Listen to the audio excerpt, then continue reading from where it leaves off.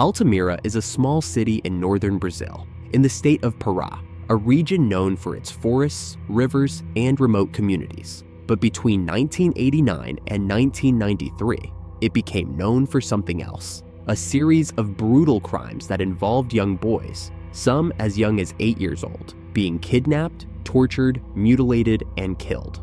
At first, the cases were treated as isolated incidents.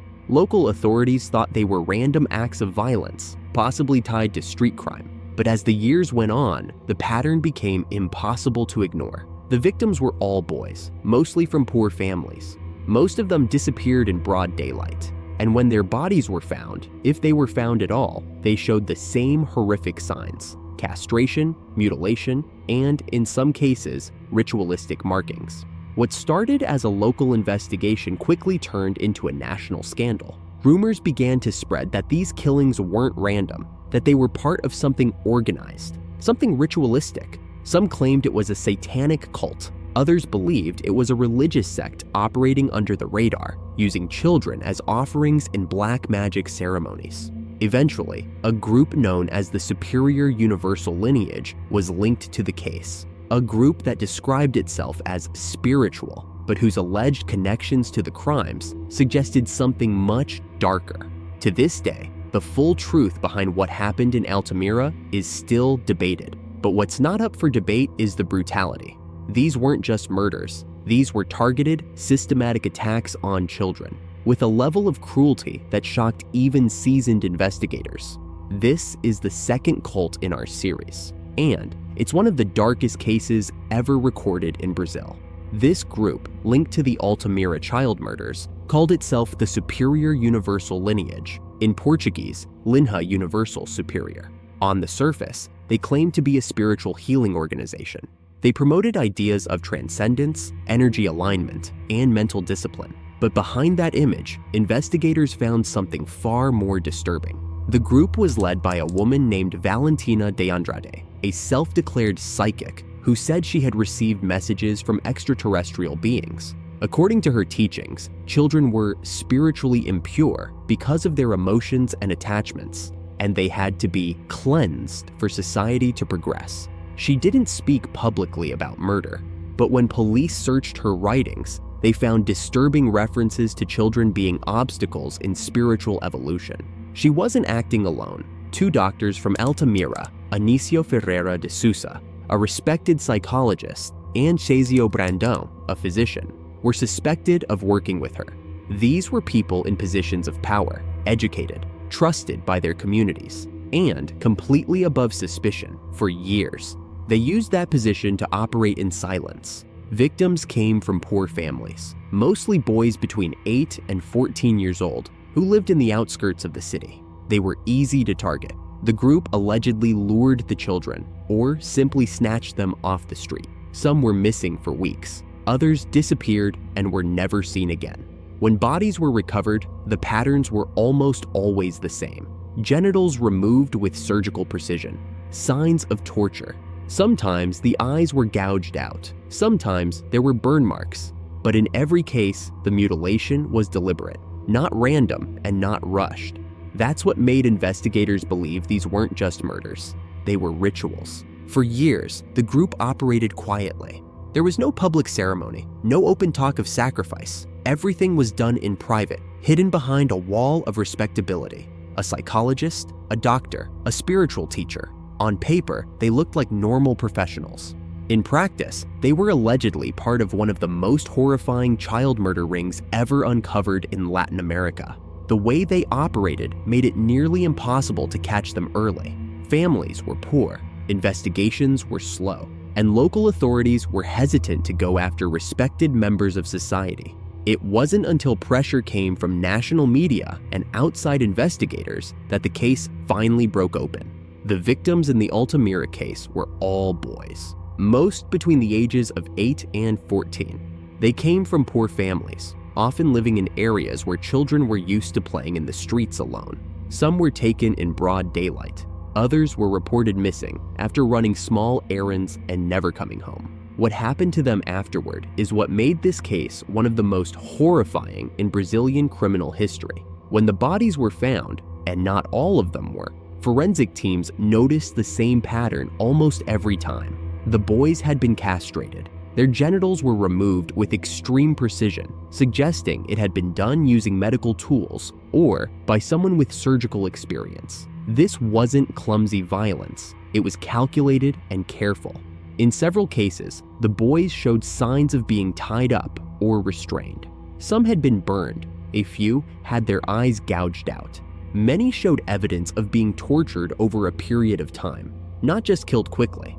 Authorities believed these weren't random acts of sadism. The way the bodies were left, the clean cuts, the repeated focus on the same parts of the body, pointed to ritualistic intent. Some of the boys had cuts in places that matched descriptions found in occult texts. Others had injuries that didn't seem to serve any purpose, except symbolic mutilation.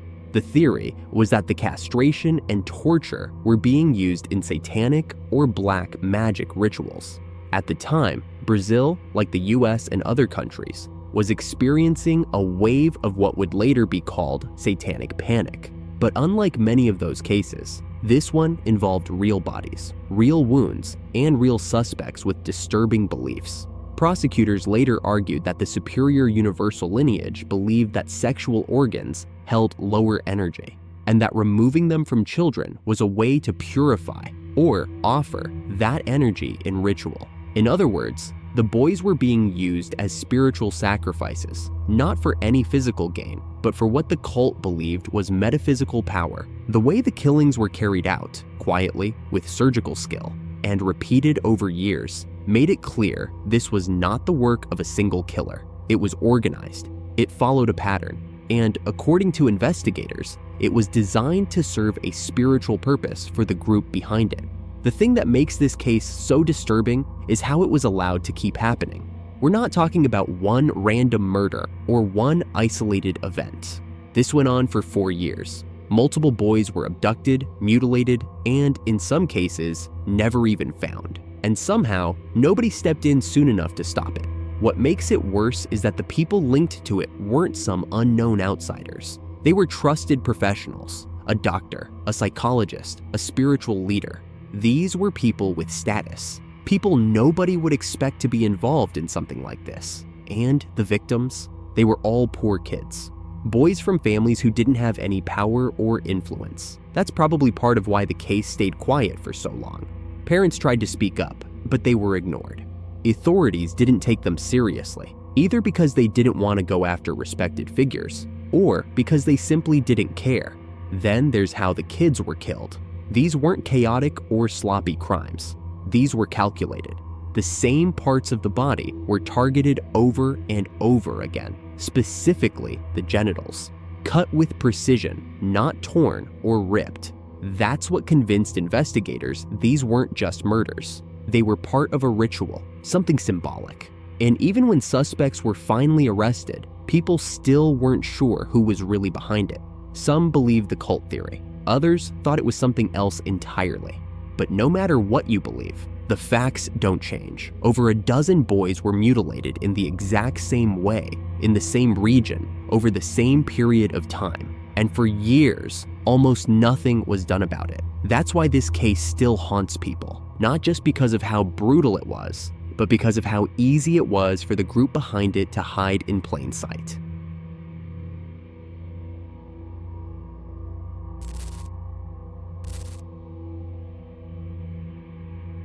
Order of the Solar Temple was the name of a secretive international cult that operated across Switzerland, France, and Canada. It started in the 1980s and claimed to be a spiritual group focused on purity, enlightenment, and preparing members for a higher form of existence. But behind all of that, what it really became known for was a series of mass murders, deaths the cult referred to as transits. The group believed in something called cosmic ascension, the idea that after death, your soul could travel to a different star system, specifically the star Sirius. That's where they said true life existed, not on Earth. According to the cult's teachings, Earth was corrupt and temporary, and the only way to escape it was to die in a specific spiritual state. That belief, that death was not the end, but a gateway, is what eventually led dozens of people to either kill themselves or be killed. The cult was founded by two men, Joseph de Membro, a French occultist who handled most of the inner teachings, and Luc Jouret, a homeopathic doctor from Belgium who served as the public face. Together, they created a group that attracted lawyers, civil servants, architects, and even police officers. On the surface, it looked polished and intellectual, but underneath, the group was slowly turning into something extremely dangerous. What happened next would lead to one of the most shocking and violent cult events in modern European history. And it wasn't a one-time tragedy. It happened multiple times, in multiple countries, and involved dozens of deaths, including children. The way the Solar Temple operated was different from most cults. They didn't target vulnerable or uneducated people. In fact, they did the opposite. Most of their members were educated professionals, lawyers, doctors, architects, civil servants, people with stable lives. That's part of what made this group so dangerous. From the outside, it didn't look like a cult. It looked like a spiritual society for elites. Recruitment usually happened through lectures and wellness seminars. Luc Jouret, one of the two founders, was a charismatic speaker. He talked about self-development, Eastern spirituality, homeopathy, and finding meaning beyond material life. For a lot of people, especially in the late 80s and early 90s, it was appealing. Once someone showed interest, they were invited to join private meetings, and that's where the deeper beliefs were introduced. Inside the group, Joseph de Membro controlled almost everything. He wasn't the public face, that was Jouret, but he was the one who managed the rituals, the doctrine, and the finances. Members were slowly introduced to the idea that Earth was temporary, that it was a fallen world, and that their real purpose was to prepare for spiritual transition, what they called transit, to the star Sirius. They created an entire internal structure based on medieval night orders and Templar imagery. Members were assigned ranks. There were secret ceremonies, robes, candles, chants, everything designed to make the group feel powerful and sacred. De Membro even staged fake miracles to convince followers he had supernatural authority. In one case, he used hidden projectors and mechanical devices during ceremonies to create visual effects. To someone fully invested in the belief system, it looked like magic. Control was mostly psychological. Members were isolated from outsiders. They were told the world was corrupt, that only the group had the truth. Doubts were framed as spiritual weakness, and everything, from who they could talk to how they raised their children, was guided by the group's internal doctrine. Money was also a factor. Members were encouraged to donate large amounts, sell property, and cut financial ties with their outside lives. In return, they were promised salvation, not just in the afterlife, but in a literal journey to a higher star system. By the early 1990s, the group had around 400 members across Europe and Canada, and from the inside, it looked like a spiritual elite, people chosen for a higher mission. But what most members didn't know is that the final stage of that mission would involve mass death. The Order of the Solar Temple didn't just talk about spiritual death, they acted on it. Between 1994 and 1997, at least 74 members of the group died in what the cult called transits. These were supposed to be sacred rituals where members would leave their physical bodies and ascend to a higher existence near the star Sirius. But in reality, most of them were murdered. Others took their own lives, believing they were fulfilling a spiritual mission, and some probably had no idea what was happening until it was too late. The first mass death happened in October 1994. 15 bodies were found in a chalet in Switzerland. They had been arranged in a circle, wearing ceremonial robes. Investigators later found out that most of them were sedated before they died. Some shot in the head, others suffocated. 2 of the people present were listed as the suicide assistants, meaning they helped carry out the killings, then died themselves. Just hours later, 25 more bodies were found in a different location, also in Switzerland. Same pattern, robes, candles, ritual layout. Some had plastic bags over their heads. Others were burned along with the building. The windows had been sealed, and audio recordings were left behind describing the transit as a spiritual passage, not a death. Then, in December of that same year, 5 more people were found dead in Quebec, Canada, a family, including an infant. In this case, de Membro had personally ordered the murder of the baby, claiming the child was the Antichrist, and a threat to the group's future. After the killing, the parents and 2 other members died in what police called a murder-suicide pact. The final incident came in 1997. 5 more bodies, again in Quebec. Same setup: robes, candles, suicide notes. 1 person had been shot. The others had been drugged and set on fire. In each case, the deaths followed a ritual pattern. Members wore white or red robes, stood or lay in a circle, and left behind messages explaining that they weren't dying. They were leaving Earth to begin a new life beyond. The rituals weren't spontaneous. They were planned carefully, coordinated down to the minute in multiple countries. And the way the deaths were carried out, especially the drugging and staged burnings, shows that even the final moments were controlled by a handful of insiders. Many of the members probably believed what they were doing was sacred. Some may have had doubts but stayed silent. Others didn't get a choice at all. What makes the Order of the Solar Temple disturbing isn't just that people died, it's how those deaths were carried out and the mindset behind them. These weren't messy or chaotic crimes. They were carefully planned, coordinated across countries. Some of the victims were fully convinced they were taking part in a sacred ritual. Others were drugged or murdered before they ever had the chance to object. And children were included, even infants. This wasn't a case of one person snapping or a small group falling apart. It was a structured organization led by educated men with hundreds of followers, people who had families, careers. Some were wealthy, some were respected professionals, and they were drawn in by the promise of something greater, a higher existence beyond Earth. That's what makes it so dangerous. The cult didn't rely on force at first. It used ideas. It convinced people that death wasn't an end, but a solution,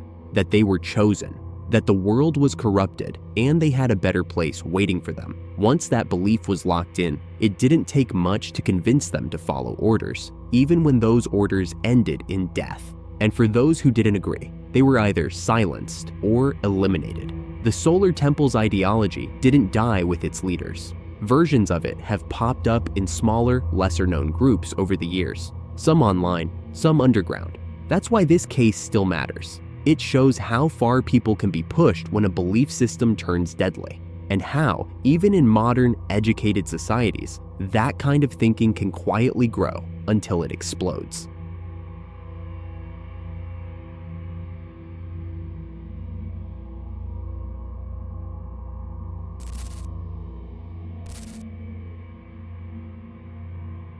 Shakahola Forest in eastern Kenya became the center of a horrifying investigation in 2023 after authorities discovered dozens of shallow graves scattered through the area. Over the next several weeks, the body count kept rising. First dozens, then over 100.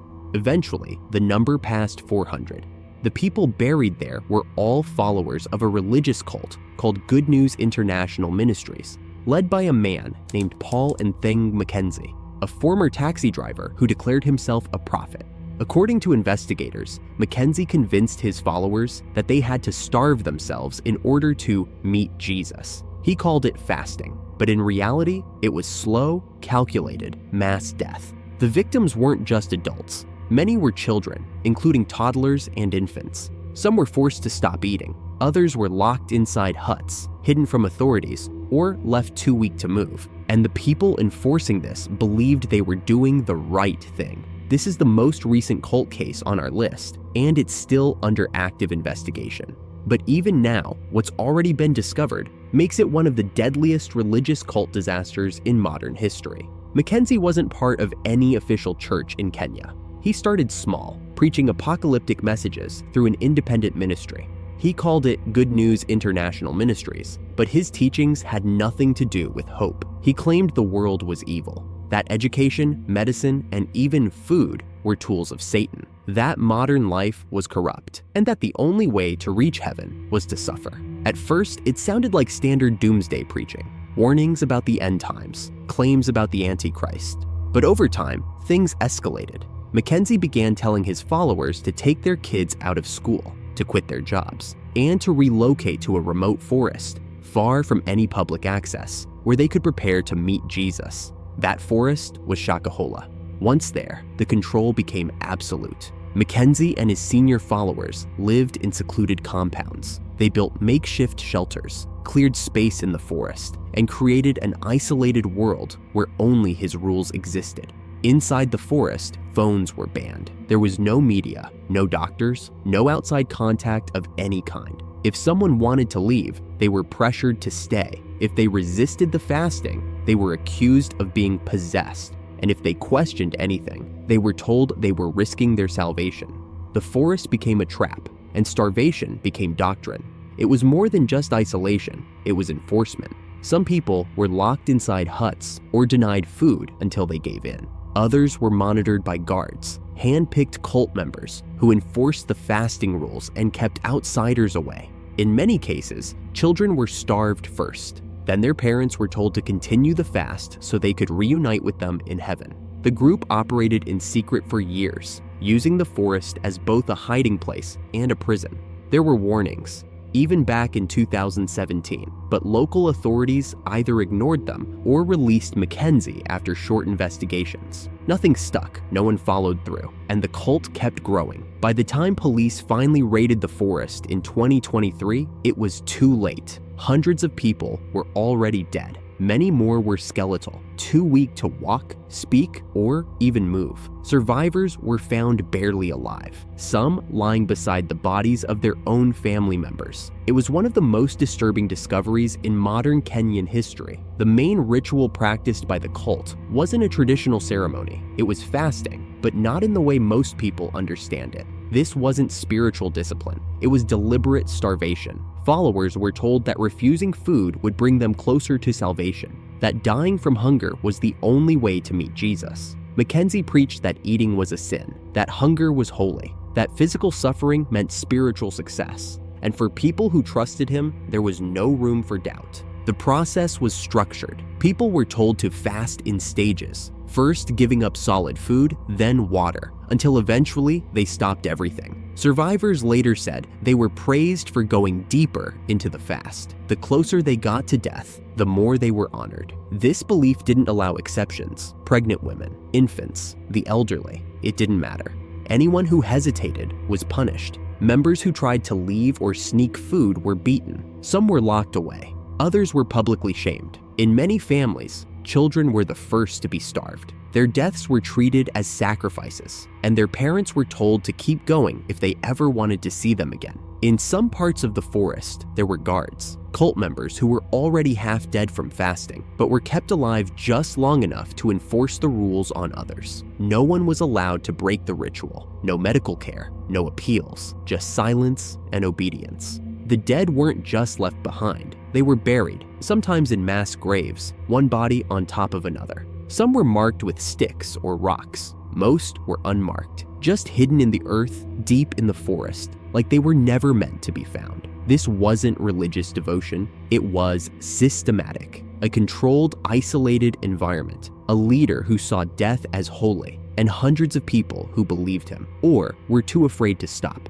What makes Shakahola terrifying isn't just the number of lives lost, it's how recent it was, how organized it was, and how long it was allowed to happen before the world noticed. Over 400 people are confirmed dead. That's not just a tragedy. That's an entire community of people, men, women, and children, dying slowly by starvation under the direction of one man. And what makes it worse is that most of them thought they were doing the right thing. They weren't running. They weren't screaming for help. They believed they were obeying God. Some of the victims were infants. Others were children who had no say in what was happening to them. Survivors told investigators that some parents were pressured to starve their kids first, so their souls would reach heaven pure. Then the parents were told to follow. That's not just spiritual abuse. That's psychological manipulation taken to its absolute extreme. And this didn't happen in some distant past. This happened in 2023. While authorities were already aware of the cult, Paul Mackenzie had been investigated multiple times as far back as 2017. He was fined, detained, then released over and over again. By the time the government finally acted, the bodies were already in the ground. What makes this case so terrifying is how it was framed as faith. Starvation wasn't seen as suffering, it was sold as salvation. Dying wasn't treated like death, it was treated like a holy reward, and when belief is used to justify harm, there's almost no limit to how far it can go. This wasn't a one-time event, it was a system, and even today, investigators believe there are still more graves in that forest.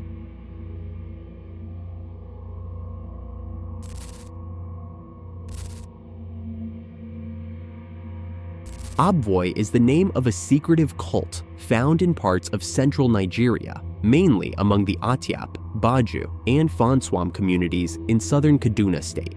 It's not something you hear much about outside these areas, and even within them, people are careful about what they say. Most won't speak openly about it, not because they don't know, but because they're afraid to. It's an all-male cult. Only men are allowed in. And once someone is brought into it, they're expected to follow the rules for the rest of their life. The Abboy cult claims to represent the voices of the ancestors. That's how it justifies its role in the community, as something spiritual, something sacred. But it doesn't operate like a religion. There are no written texts, no public ceremonies, and no open teaching. Everything is passed down in secret. Everything happens behind closed doors. And whatever takes place inside those shrines stays there. In the villages where Abboy still exists, its members hold a lot of power. They decide who gets punished for breaking local customs. They enforce fines. They issue warnings. And when necessary, they use violence to maintain control. For some people, Abboy is treated with respect. For others, it's fear, plain and simple. This is not a group you join willingly, especially not if you're a child. Boys in these communities don't choose whether or not to be involved. They're selected, and once they're chosen, they're taken, sometimes without warning, to begin the initiation process, and that's where things get a lot darker. Abboy operates as a closed and tightly controlled group. It doesn't have a public leader, or someone people outside the cult would recognize. Inside, there's a strict hierarchy. Older members hold the authority, and younger initiates are expected to follow orders without question. Everything the cult does is based on secrecy. The people who run it don't just act as spiritual guides.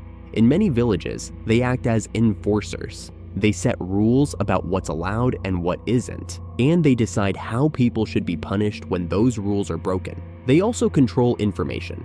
Abboy has a long list of things that aren't supposed to be spoken about. What happens during rituals, what the shrines look like, even what the masks or tools are made from. Anyone caught revealing these details, especially to women or outsiders, is considered a threat. The cult uses fear to make sure its rules are followed. Most people in these communities know the stories. They've heard what happens to those who disobey, and that's usually enough to keep people quiet. The members also use performance to create the illusion of something supernatural. During ceremonies, they wear masks and use tools to disguise their voices.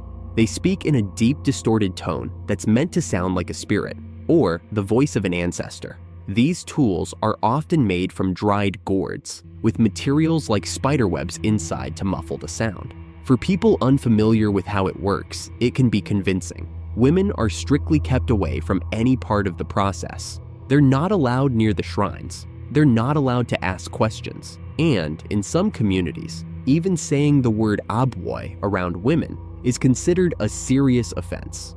In day-to-day life, Abboy's influence shows up in small but strict ways. There are rules about when people can cook, where they can walk, and what they can talk about at night. If someone breaks those rules, they're fined or worse. And since the cult operates outside of any official legal system, there's no way to appeal. Whatever the members decide is final. Everything about the cult is designed to keep its power structure protected through silence, control, and fear. And it all starts with the initiation ritual. The ritual starts with children, boys, usually between the ages of 4 and 10. In some tribes, it's closer to age 4. In others, it's around 7 or 8. But either way, they don't have a say in it. They're taken to an isolated place known as the Abboy Shrine. These aren't temples or public buildings. They're hidden enclosures out in the bush, far from where anyone can hear or see what's going on. No one is allowed near them except for male cult members. Women are completely banned, and if they try to approach, it's seen as a direct violation. Once inside, the boys are kept away from their families for several days. During that time, they go through a series of harsh initiation rituals. Beatings are common. They're used to instill fear, obedience, and total silence. The boys are told over and over again that they're never allowed to talk about what happens in the shrine, not to their friends, not to their family, not even when they grow up. They're also shown what happens to people who break that rule. If a boy speaks about the cult, especially if he tells a woman, the punishment is death. And not just any death. It's carried out by impalement. They take a sharpened wooden stake and drive it through the boy's body, often in front of other members. It's meant to send a message. While the execution is happening, the other members start singing, drumming, and dancing around him. It's not a celebration. It's done to drown out the screams. That way, no one outside the shrine hears what's going on. Afterward, the cult tells the village that the boy was taken by the spirits. That's the phrase they use. The body is never shown. The family isn't allowed to ask questions. This warning is enough to keep the rest of the boys silent for life. Once they pass the initiation and survive, they become full members of the cult. They're now part of the system. They've seen what happens to people who talk, and they know better than to cross that line. The entire purpose of the ritual is control. It's designed to break the boy's ability to question anything and make sure that secrecy is never threatened. What makes Abboy disturbing isn't just that it's secretive or that it uses fear to control people. A lot of traditional systems rely on fear or ritual. What makes this cult different is how far it's willing to go to protect itself, even when it involves killing children. The initiation ritual is not symbolic. It's physical violence carried out on real kids who have no way of refusing. They're taken at an age when they don't even understand what's happening to them, and they're forced to go through something that leaves permanent trauma if they survive. The impalement punishment isn't a rumor. It's been documented in oral histories, academic studies, and community reports. In some villages, people still believe that boys who disappeared were taken by the spirits, but in reality, they were executed by the cult. The fact that this practice is kept hidden and accepted as tradition makes it almost impossible to stop. Abboy also controls information. Women are kept completely in the dark. Outsiders are told nothing, and even the boys who go through it are warned that if they ever speak about what happened, they'll end up just like the others. That's not religion. That's organized fear. And the worst part is, it's still happening. Not everywhere, and not openly, but in some remote areas of southern Kaduna, the Abboy cult still exists, still recruiting boys, still operating in silence, and still protected by a system that sees it as part of local heritage. When a tradition becomes something that can't be questioned, even when people die because of it, that's when it stops being culture. That's when it becomes dangerous.